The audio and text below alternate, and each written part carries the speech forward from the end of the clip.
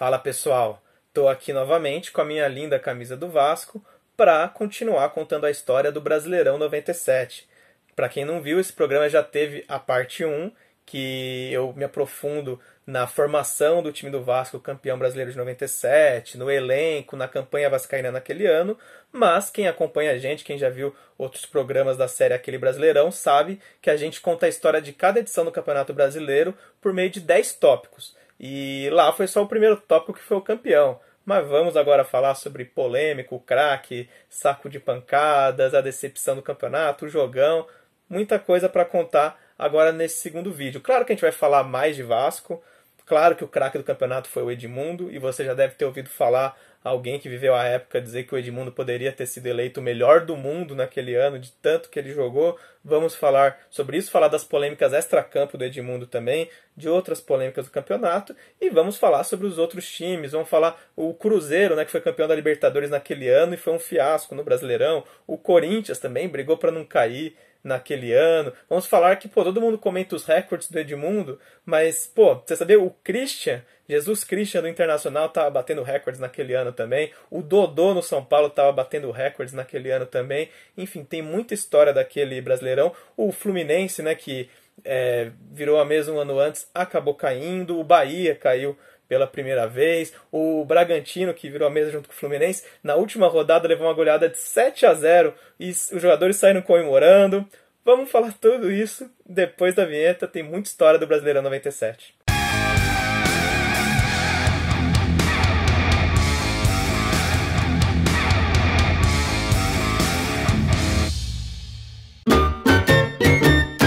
Na esteira do caso Ivens Mendes, um escândalo que marcou o Brasileirão de 96 e que você pode entender melhor assistindo o nosso vídeo do Aquele Brasileirão 96, o Brasileiro de 97 foi inchado, deveria ter 24 times e teve 26.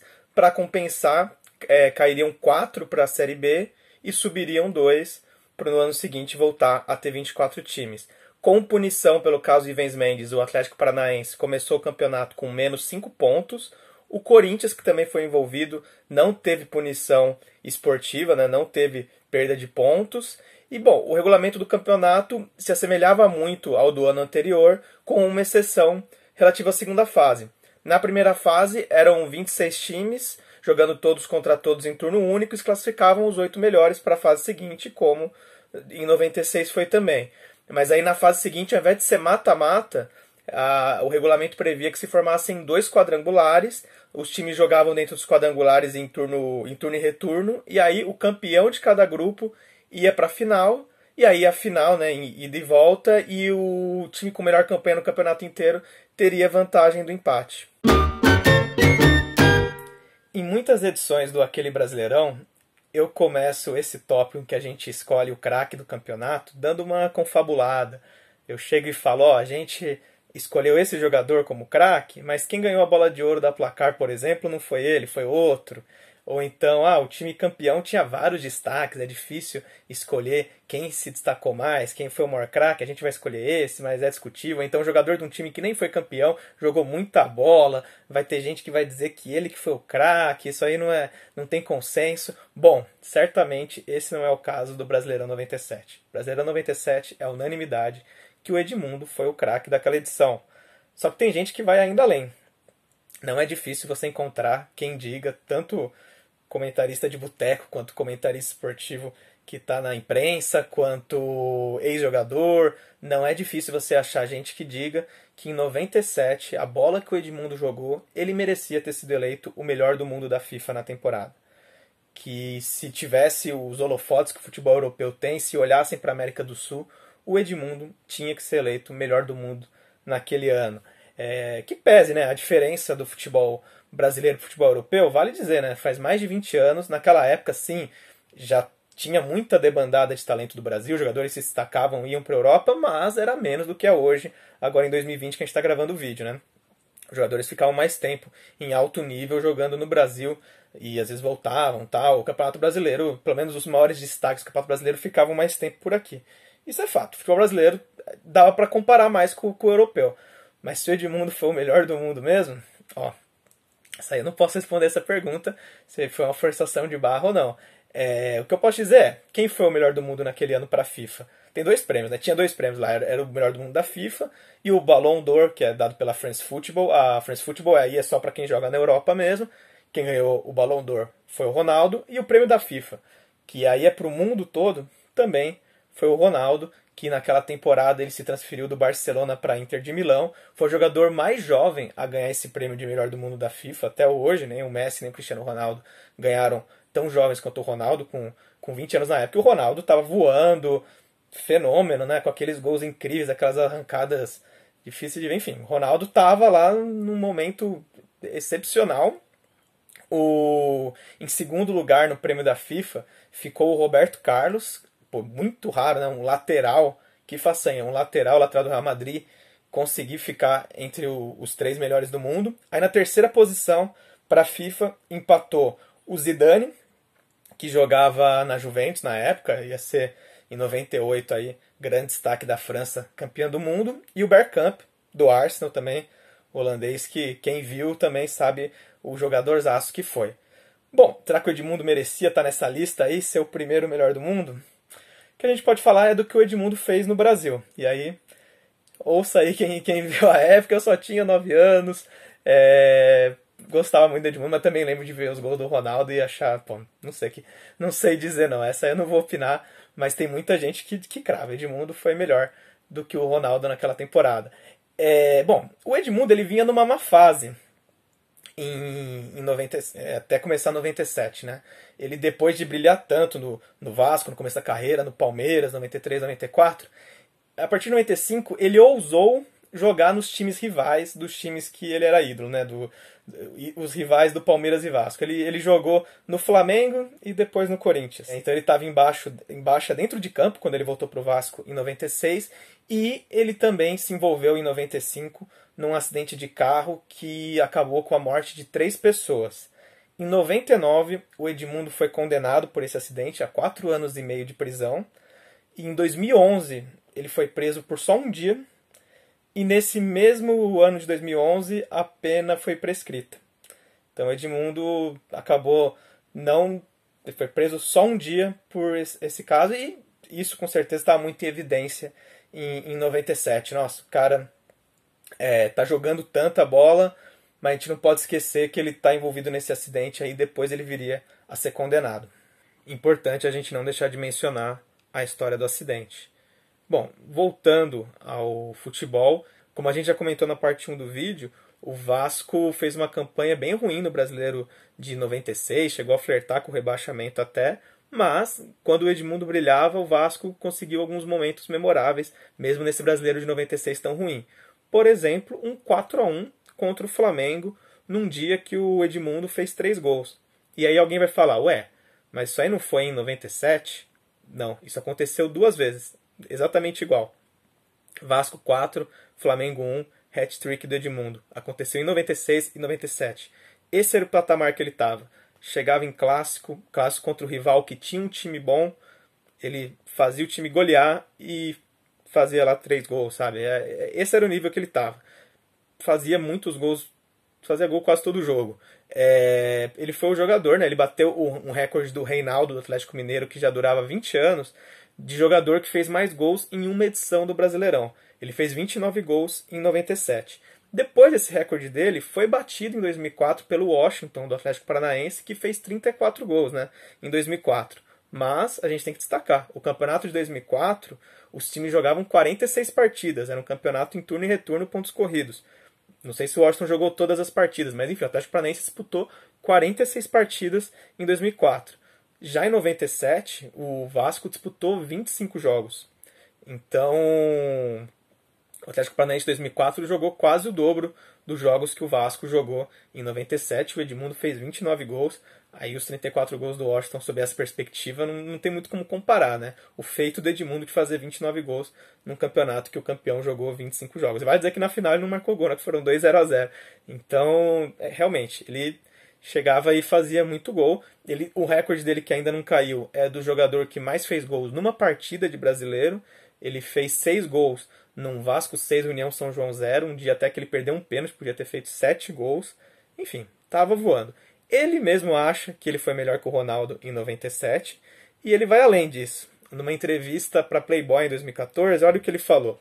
Ele diz: não só em 97 eu joguei mais que ele, o Ronaldo, a vida inteira. Fiz o dobro de gols. E a gente faz uma observação. O Edmundo fez 344 gols na carreira e foram 481 do Ronaldo. Aí essa observação dele não confere. Mas ele diz: fui campeão mais vezes. Ah, ser campeão brasileiro não tem valor. E ser campeão italiano tem? Joguei na Itália. Lá é campeonato de 2, 3 times. Aqui tem 12 times que podem ser campeões. Ser artilheiro aqui é duro. O Ronaldo jogou aqui e não conseguiu. A única coisa que diferencia o Ronaldo é o desempenho com a camisa da seleção brasileira. Essa polêmica aí que o Edmundo deixou. Essa façanha do Edmundo em 97 é muito comentada até hoje. 29 gols num brasileiro, na época que ainda não era pontos corridos, tinha menos jogos, é muito comentada. Mas pouca gente se lembra que o segundo colocado no ranking de artilheiros também teve um desempenho muito fora da curva, muito impressionante. O Christian, pelo Internacional, fez 23 gols naquela edição. Também uma coisa impressionante, vale dizer, né? Fez só 6 gols a menos do que o Edmundo, que bateu o recorde, e o Inter jogou 2 partidas a menos do que o Vasco. O Inter não disputou a final do campeonato. Então esse feito do Christian é muito incrível também. Ele é até hoje o maior artilheiro do Inter numa edição de brasileiro. E nessa temporada que o Christian terminou tão em alta, vale a gente contar uma história curiosa do começo da temporada. O Celso Roth, que era o treinador do Inter em 97, ele disse que ia fazer um vestibular valendo uma vaga no ataque. Ele ia ali testar vários jogadores jovens promissores que o Inter tinha no elenco, e aí ia fazer um vestibular. Quem saísse melhor nos jogos do Gauchão ia ficar com a vaga. Quem ficou com a vaga foi o Christian, ele que passou nesse vestibular. Isso aí foi muito abordado pela imprensa na época, passou no vestibular. E olha só com quem que ele concorreu, a quem que ele está disputando com ele essa vaga. O Washington, que eu acabei de citar, o próprio Washington, que foi o artilheiro do Brasileirão 2004, com 34 gols, bateu o recorde do Edmundo, Coração Valente, Atlético Paranaense, Ponte Preta, Fluminense. Ele estava no Inter em 97, vindo do Caxias, onde ele foi muito ídolo também, mas perdeu essa disputa pro Christian. O Robigol também estava nesse vestibular. O Robigol tinha chegado do Náutico, onde ele também era muito ídolo. Essa passagem do Robigol pelo Inter é bem apagada, né? Nem aparece na Wikipedia, por exemplo, que ele jogou no Inter, mas ele passou pelo Inter em 97, participou desse vestibular do Celso Roth, e o outro atacante que estava nesse vestibular era o Alberto. O Alberto, que depois estava no Brasileiro, né, de 2002, no Santos, que ganhou o Brasileiro de 2002, fez aquele gol de bicicleta contra o Corinthians. Então, Alberto, Robigol e o Washington, mas quem ficou com a vaga foi o Christian. Esse vestibular foi de altíssimo nível. E na terceira colocação, voltando para o Brasileirão 97, na terceira colocação do ranking de artilheiros, a gente tem um outro jogador que estava numa temporada fenomenal. O Dodô, do São Paulo, fez 21 gols nesse Brasileirão de 97, ele inclusive fez 5 gols numa partida contra o Cruzeiro, um 5-0 do São Paulo contra o Cruzeiro, né? O Edmundo bateu o recorde lá de 6 gols numa partida, né? 6-0, mas o Dodô antes tinha feito 5 gols numa partida, e o Dodô nesse ano, ele fez 55 gols na temporada inteira. É uma coisa impressionante. Assim, a gente vê, às vezes, Messi e Cristiano Ronaldo tem uns números assim, mas um jogador fazer 55 gols no ano é coisa muito rara. E o Dodô fez isso na temporada 97. Estava um verdadeiro fenômeno. E, bom, e aí os outros números, atrás do Dodô, em quarto lugar no ranking de artilheiros, a gente teve o Rodrigo Fabre, da Portuguesa, com 17 gols. E em quinto lugar, o Valdir Bigode, do Atlético Mineiro, com 15 gols. Antes de ir para o próximo assunto, deixa só eu falar aqui de uma coisa aleatória, uma história que não tem como a gente encaixar na sequência normal do programa. A gente não tem um tópico melhor patrocínio alternativo, mas eu tenho que comentar sobre essa camisa do São Paulo, que vocês viram o Dodô usando, que tinha a mensagem escrita bom, reticências e interrogações. A história é a seguinte: o São Paulo tinha fechado um acordo de patrocínio com a Bombril. A Bombril ia se tornar patrocinadora master do São Paulo, só que quiseram fazer uma jogada de marketing, né, uma ação de marketing, fazer um mistério, e aí o São Paulo, por um tempo, usou essa camisa bem bizarra, né, com essa mensagem bom, reticências, interrogações. Essa camisa foi até pro álbum de figurinha, né? O São Paulo usou por um tempo considerável essa camisa, e até no álbum de figurinhas do Brasileirão de 97 está lá os jogadores com a camisa bom, reticências, interrogações. Agora posso dormir tranquilo, falei dessa camisa também no programa, vamos pro próximo tópico. Se para você um jogão necessariamente tem que ter muitos gols, reviravoltas no placar, um duelo equilibrado, não faltaram opções de jogos assim naquele Brasileirão. Olhando os resultados, a gente vê que teve, por exemplo, 2 4-4, teve um Vitória 4, Portuguesa 4, vai lembrar que o Bebeto jogou pelo Vitória nesse Brasileirão, um São Paulo 4, Paraná 4, teve 2 4-3, com os dois com Criciúma envolvido, Criciúma que naquela edição do Brasileiro tinha o Paulo Baier começando a carreira, ainda era Paulo César, Paulo Baier estava no Criciúma, o Criciúma perdeu de 4-3 do Vasco e do Cruzeiro, teve ainda um 5-3 do Atlético Mineiro no União São João, aí jogos cheios de gol, e certamente com reviravoltas no meio, né? Esses jogos bem disputados. Mas a gente vai eleger o jogão daquele campeonato, uma partida que foi só 1-0, mas uma partida muito cercada de tensão, que foi um jogo na penúltima rodada, Corinthians 1, Flamengo 0, mas é considerado o jogo que fez o Corinthians escapar do rebaixamento, um rebaixamento possível naquele ano de 97. O Corinthians tinha sido campeão paulista no primeiro semestre com o treinador Nelsinho Batista e investiu para ter um time ainda mais forte no Brasileirão. Tinha perdido o ídolo Marcelinho Carioca, que foi fazer um rápido rolê aleatório pelo Valência, mas contratou jogadores que eram ídolos do rival Palmeiras, trouxe Edilson e Rincon, e até o bom meia Fernando Diniz, que também trocou o Palmeiras pelo Corinthians, além do atacante Donizete Pantera, ídolo do Botafogo, vindo de passagem pelo Benfica.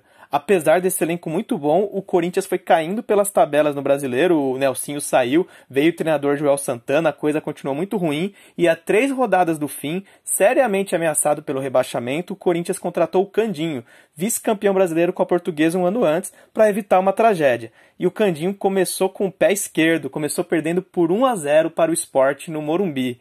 Com esse resultado, o Corinthians chegou a um mês sem vencer, tinha 5 derrotas consecutivas e quase 500 minutos sem fazer gols. Para garantir a permanência na Série A, o Corinthians do Candinho precisava vencer os 2 últimos jogos e assim fez. De forma dramática, na antepenúltima rodada, ganhou do Flamengo por 1-0, também um jogo no Morumbi, e o Flamengo está em fase bem melhor, perdeu muitos gols, alguns porque o Ronaldo fez grandes defesas. Mas depois dessa pressão flamenguista, a vitória veio aos 33 minutos do segundo tempo com um gol do Edilson. Foi o primeiro gol do Edilson com a camisa do Corinthians. Até então ele era muito contestado pela torcida, né? Não fazia gols e era identificado com o Palmeiras ainda para a torcida. Se não fosse essa vitória suada contra o Flamengo, depois de tomar sufoco com um gol na reta final do jogo, o Corinthians ia chegar na última rodada do campeonato bem ameaçado de rebaixamento. Como ganhou, ainda tinha risco de cair na última rodada, mas já era um risco menor, né? Com as combinações de resultados lá, já não era tão provável que o Corinthians fosse rebaixado. Mas o time fez a sua parte, na última rodada ganhou do Goiás fora de casa. Não foi um jogo tão difícil assim, porque o Goiás já não brigava por mais nada no Brasileiro. Foi um jogo até tranquilo pelo Corinthians, apesar de ser fora de casa. O time ganhou por 2-0, já construiu lá o resultado no primeiro tempo e assim escapou do rebaixamento. Mas todo mundo, né, que viveu aquela época considera que o jogo que livrou o Corinthians do rebaixamento nem foi contra o Goiás, foi mesmo contra o Flamengo, naquele momento que o Corinthians vinha de uma sequência tão ruim. Se não ganhasse aquele jogo, talvez o Corinthians fosse rebaixado naquele ano. O Brasileirão de 97 já começou polêmico por causa dos fatos ocorridos em 96, o famigerado caso Ivens Mendes, que quem quiser entender melhor, entra lá no nosso vídeo do Aquele Brasileirão 96, a gente explica. Acabou que Fluminense e Bragantino viraram a mesa, incharam o campeonato de 97, o Atlético Paranaense foi punido com a perda de 5 pontos no começo do campeonato, o Corinthians, que estava envolvido no caso Ivens Mendes, também não teve punição esportiva, isso aí tudo gerou muita controvérsia na época, mas são fatos relacionados a 96. Em 97, no final do campeonato, o tema virada de mesa voltou à tona no futebol brasileiro, porque entre os rebaixados a gente tinha de novo o Fluminense, que já tinha o histórico, né, de ter sido beneficiado por uma virada de mesa, e tínhamos também o Bahia, que era um time que nunca tinha sido rebaixado até então. O Bahia já tinha disputado a Taça de Prata em 81, que era, de certa forma, uma segunda divisão, mas o regulamento da época permitia, né, que o time que disputava a taça de prata também disputasse a taça de ouro. Então o Bahia jogou também a primeira divisão em 81. Na prática, o Bahia nunca tinha sido rebaixado no Brasileiro, e isso, quando aconteceu, gerou um grande impacto e chegou a se discutir muito. Vamos achar alguma saída aí para ter uma virada de mesa. Felizmente isso não aconteceu. Bahia e Fluminense jogaram a Série B de 98. Aliás, o Fluminense até depois foi rebaixado para a Série C. E então, como não teve virada de mesa, felizmente, esse ano, vamos falar das polêmicas do Edmundo, do craque do campeonato, mas também o grande polemizador daquele campeonato. Começa com aquela história que eu já falei, que o Edmundo respondia na justiça por um acidente que matou 3 pessoas, um acidente de carro que matou 3 pessoas 2 anos antes, e em 97 ele jogava normalmente, respondia na justiça lá, mas muita demora para julgar esse caso, do qual ele acabou condenado depois, mas só em 99, acabou nem cumprindo o direito à pena, né? Ficou só um dia na prisão. Além disso tudo, vamos citar outras histórias do Edmundo. Uma que a gente tem que citar foi um jogo na primeira fase, América de Natal e Vasco. O Vasco foi jogar em Natal, empatou por 0-0 com o América, e o Edmundo foi expulso nesse jogo. E ao sair do campo ele quis reclamar dos lances da expulsão, e aí, para falar do árbitro, que era o cearense Francisco da Silva do Mourão, o Edmundo despejou preconceito. A gente vem na Paraíba, um Paraíba apita, só pode prejudicar a gente, né? A gente quer ganhar? Como que nós vamos ganhar? No vestiário, Edmundo tenta se desculpar. Tem uma maneira de falar lá no Rio, todo mundo que é do norte a gente chama de Paraíba. Você que é do Rio sabe disso. Então não foi para agredir ninguém, mas é brincadeira. A gente vem jogar no Nordeste e bota um juiz do Nordeste. E teve ainda o caso na final do campeonato, que no jogo de ida contra o Palmeiras do Morumbi, o Edmundo recebeu o 3º cartão amarelo. Ele então deveria cumprir suspensão no segundo jogo da final, mas aí ele foi orientado pelo banco de reservas do Vasco a forçar uma expulsão, que aí com uma expulsão o Vasco poderia recorrer no STJD e conseguir um efeito suspensivo para o Edmundo jogar a partida de volta. Esse tipo de coisa era prática até que recorrente no futebol brasileiro naquela época, viu? Tinha esse absurdo que você podia forçar uma expulsão e aí conseguir um efeito suspensivo para não cumprir a pena antes dela ser julgada depois. É uma coisa bem maluca. Olha aí como é que o Edmundo forçou a expulsão. Aos 36 minutos, Edmundo tentou agredir o zagueiro Kleber e acabou expulso. Discussão com o árbitro e uma saída de campo nada diplomática. E deu certo essa estratégia, que pra gente hoje é absurda, mas que acontecia bastante na época. O Vasco conseguiu o efeito suspensivo pro Edmundo jogar normalmente a final, a partida de volta da final. E com episódios assim, o clima entre os jogadores e comissão técnica do Palmeiras e do Vasco era bem tenso na final. A gente tem uma imagem do primeiro jogo, que aí é até engraçada essa imagem, né? Desentendimento do Felipão com o Valber, jogador do Vasco, mas mostra como o clima era de tensão entre os dois times. E quanto ao Edmundo, é isso, né? Ele era o grande nome, ele foi o nome do campeonato. Tanto foi o grande craque, jogou poucas vezes um jogador se destacou tanto numa edição do Brasileiro, mas também foi o centro das polêmicas daquele ano. Eu já comentei sobre o Corinthians, que foi uma outra grande decepção naquele ano, mas o que dizer do Cruzeiro, que foi campeão da Libertadores em 97 e fez uma campanha pífia no Brasileirão naquele ano, levou várias goleadas, inclusive. Bom, verdade seja dita que o Cruzeiro, mesmo nos títulos que conquistou naquela temporada, se mostrou um time bem irregular, um time bem constante. Isso desde o começo do ano. Vale dizer, por exemplo, o Cruzeiro ganhou o título mineiro em 97. Esse título é muito lembrado porque na final foi batido o recorde de público do Mineirão. 132 mil pessoas assistiram o Cruzeiro derrotar o Vila Nova de Nova Lima na final do Mineiro de 97. Mas nessa campanha do Mineiro de 97, o Cruzeiro tinha sido terceiro colocado na primeira fase, ficou atrás da Caldense e da Caldense do Atlético Mineiro, e aí na final tinha perdido o jogo de ida para o Vila Nova em Nova Lima, quase que perde o título, né? Reverteu nesse Mineirão lotado, mas enfim, era um time que tinha os seus momentos, né? Perdia alguns jogos e aí crescia em decisões. Na Libertadores foi a mesma coisa. O Cruzeiro foi campeão, mas começou a campanha com 3 derrotas seguidas na primeira fase. Até dava um Cruzeiro já como eliminado. E aí o time teve uma reação incrível, venceu os 3 últimos jogos, conseguiu passar de fase e aí foi avançando até ser campeão da Libertadores. Mas a inconstância era a marca daquele Cruzeiro, né, que foi comandado pelo Paulo Autuori quando foi campeão da Libertadores. O Brasileiro começou em julho e a Libertadores foi terminar em agosto. Em julho a Libertadores ainda estava na fase de semifinal. Então, a campanha começou ruim no Brasileiro, mas a torcida do Cruzeiro tinha essa desculpa de a gente está na Libertadores, aí estamos na semifinal da Libertadores, então está priorizando a Libertadores. Nesse período, por exemplo, o Cruzeiro levou um 5-0 do São Paulo no Mineirão, que a gente já falou, o dia que o Dodô marcou 5 gols, mas a torcida estava de bem com o time, afinal o time estava ali nas fases finais da Libertadores e acabou se sagrando campeão. A sensação era, assim que o Cruzeiro ganhar a Libertadores, depois aí dá uma arrancada no Brasileiro, fica tranquilo. Mas isso nunca aconteceu. O Cruzeiro foi campeão da Libertadores, aí no jogo seguinte, em 16 de agosto, levou mais uma cacetada, tomou 4-0 do Palmeiras. Aí a torcida, lógico, não reclamou, estava comemorando a Libertadores, mas depois a campanha que seguiu medíocre. E assim, a gente, né, é comum time que ganha Libertadores dar pouca atenção pro brasileiro, focar no Mundial de Clubes, isso aí já aconteceu muito no futebol brasileiro, mas nunca um time ficou tanto tempo mal como o Cruzeiro, né? Às vezes os times até tinham ali um período muito ruim depois de ganhar a Libertadores, mas dava uma recuperada. O Cruzeiro não, ficou o campeonato inteiro muito mal, tanto que o Paulo Autuori acabou caindo, né? Depois assumiu o Nelson Batista. Ao longo desse brasileiro, o Cruzeiro ainda chegou a perder para o União São João.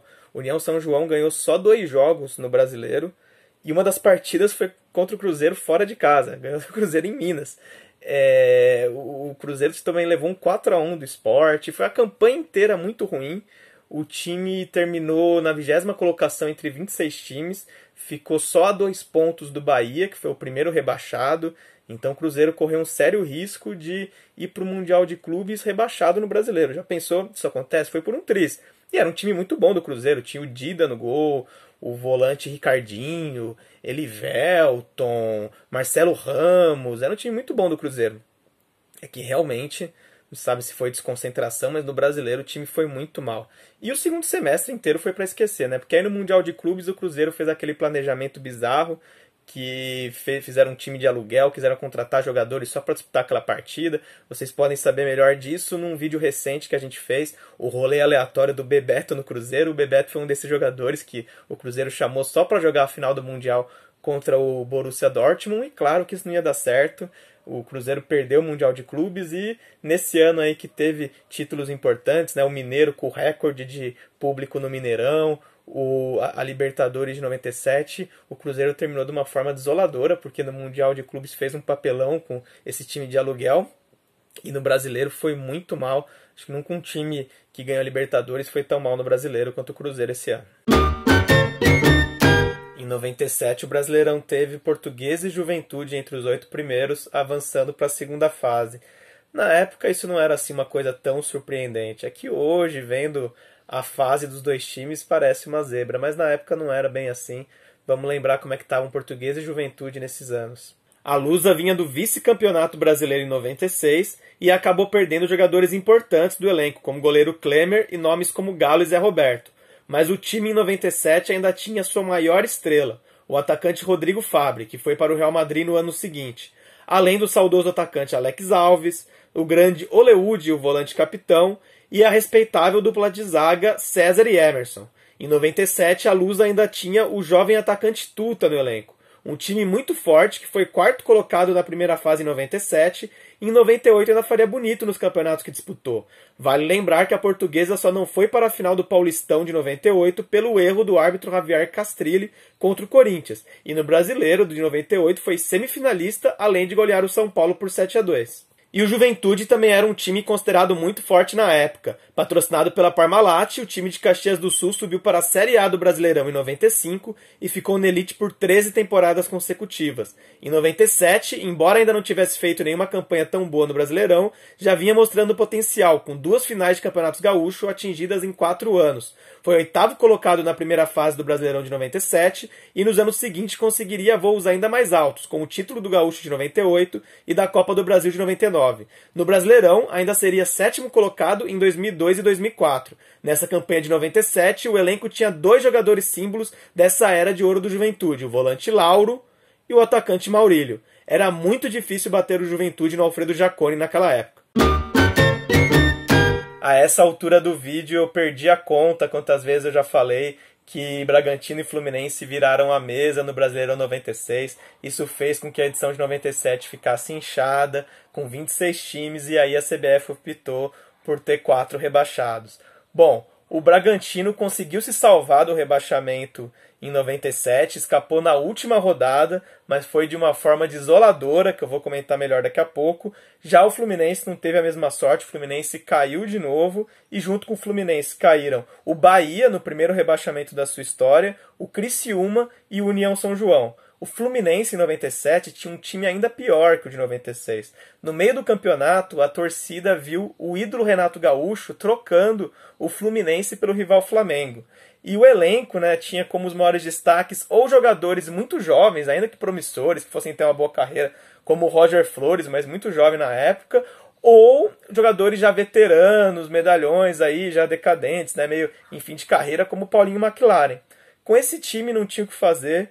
O Fluminense foi o vice-lanterna, ganhou só 4 jogos em 25, e para piorar, mais ou menos um mês depois desse rebaixamento, o Fluminense, por um compromisso comercial com a nova patrocinadora do time, que era a MTV, a emissora de TV MTV, foi obrigado a disputar um amistoso com um combinado da MTV. É isso mesmo, isso aconteceu, gente. Um dia talvez isso mereça um programa só para falar disso. Estádio grande, né, do Bangu. E, pô, o Tony Garrido, Evandro Mesquita, Claudinho Bochecha, Dado. Tinha vários tricolores que não queriam jogar contra o Fluminense, porque na época, pô, eles tinham acabado de ser rebaixados e tal, estavam mal. E foi uma torcida bem sacana lá e ficava sacaneando o Fluminense. E os próprios jogadores da MTV ficavam meio assim, pô, sacanagem, sacanagem. E aí os jogadores do Fluminense jogaram sério, né? Foi aquele saco, né? 12-0, 13-0, a gente não viu a cor da bola. É do Fluminense! Esse amistoso até tudo bem se o time tivesse bem, né? Mas quando o time acabou de ser rebaixado, mas então o Fluminense terminou a temporada de 97 disputando um amistoso contra a MTV, que ganhou de 12-0. Pior do que o Fluminense no Brasileirão de 97, só mesmo o União São João, que ganhou apenas 2 jogos, né, entre os 25, e aí foi o lanterna absoluto, né? O União São João estava um time ioiô naquela época, tinha jogado a Série A em 95, foi lanterna, aí foi campeão da Série B em 96 e foi lanterna de novo em 97. Mas assim, era um clube tido como modelo, né? Falavam que era o primeiro clube empresa do Brasil, era um time que tinha lá um projeto bacana, por uma cidade que não é das maiores do interior de São Paulo, Araras não é tão grande assim, colocar um time na Série A do Brasileiro era uma grande façanha, né? Tinha um projeto muito bacana, mas depois a gente sabe, né? O União São João na década seguinte decaiu muito e hoje o time está inativo. Desde 2015 o time está inativo. A gente falou melhor do União São João, que é muito conhecido por ter revelado o lateral Roberto Carlos. A gente falou melhor do time no primeiro vídeo que a gente fez sobre times extintos lá atrás. E desde então a União não voltou ainda, está até ensaiando uma volta para as divisões mais baixas do Paulistão. Agora a quarentena deu uma atrapalhada, mas a gente torce que em breve o União São João retorne para disputar campeonatos e aí quem sabe um dia brilhar lá em cima de novo. Esse Brasileirão tão legal de 97 ainda por cima foi também cheio de goleadas. A maior delas, eu fiz referência agora há pouco, na última rodada da primeira fase, o Internacional ganhou de 7-0 do Bragantino no Beira-Rio. Mas o curioso é que no fim do jogo, os jogadores do Bragantino fizeram festa no gramado. Isso porque, longe dali na Fonte Nova, o Bahia não conseguiu derrotar o Juventude, ficou no empate por 0-0 e com essa combinação de resultados, mesmo levando um 7-0 na cabeça, o Bragantino escapou do rebaixamento na última rodada. Então, mesmo com derrota humilhante, os jogadores do Bragantino fizeram festa em campo. A segunda maior goleada foi um 7-1 do São Paulo no União São João, e o São Paulo nesse Brasileirão teve também o 5-0 que ganhou do Cruzeiro em pleno Mineirão com 5 gols do Dodô, que eu já comentei, né? O São Paulo, apesar dessas goleadas, fez uma campanha de meio de tabela, ficou só em 12º nesse Brasileirão. Agora, indo para as goleadas de 6-0, a gente teve o 6-0 do Vasco no União São João, que eu já comentei, né? Foi o jogo que o Edmundo marcou os 6 gols, e com isso ele tem até hoje o recorde do jogador que fez mais gols em uma só partida do Brasileirão, com o detalhe de que ele perdeu um pênalti nesse jogo aí. Ele podia ter feito 7 gols. A gente teve outro 6-0 do Goiás no Grêmio, e 5-0 a gente teve também da Portuguesa no Guarani, e teve goleada em clássico. A gente teve também Palmeiras 5, Santos 0 nesse ano. E é isso. Acho que deu para traçar um bom panorama do que foi aquele Brasileirão de 97, mas com certeza, mesmo fazendo 2 programas, parte 1, parte 2, faltou bastante coisa para falar. Então você que já se interessou pelo tema, que já pesquisou sobre o Brasileirão 97, torcedora do Vasco ou de outro time, ou você que viveu a época, que tem memórias, colabora aí com a gente, interage nos comentários, fala alguma coisa que você lembra, comenta os episódios aqui que a gente narrou. Como eu comentei no outro vídeo, na parte 1, eu tinha 9 anos na época, mas claro que eu pesquisei muito para fazer esse vídeo, mas bastante coisa eu trago de memória também, que foi quando eu comecei a me interessar por futebol e esse time do Vasco me marcou muito. Foi um dos primeiros grandes times que eu vi e que gostava de ver. E então é isso, gente. Ficamos por aqui. Comenta também qual o próximo aquele Brasileirão que você quer que a gente faça. Entra na nossa playlist, você vai ver que a gente já falou de vários Brasileirões, mas faltam várias edições muito importantes que a gente não comentou ainda, cheia de histórias, e a gente quer saber qual que a gente deve priorizar aí, qual que é a favorita de vocês. Beleza? Então, interage com a gente, forte abraço, até a próxima.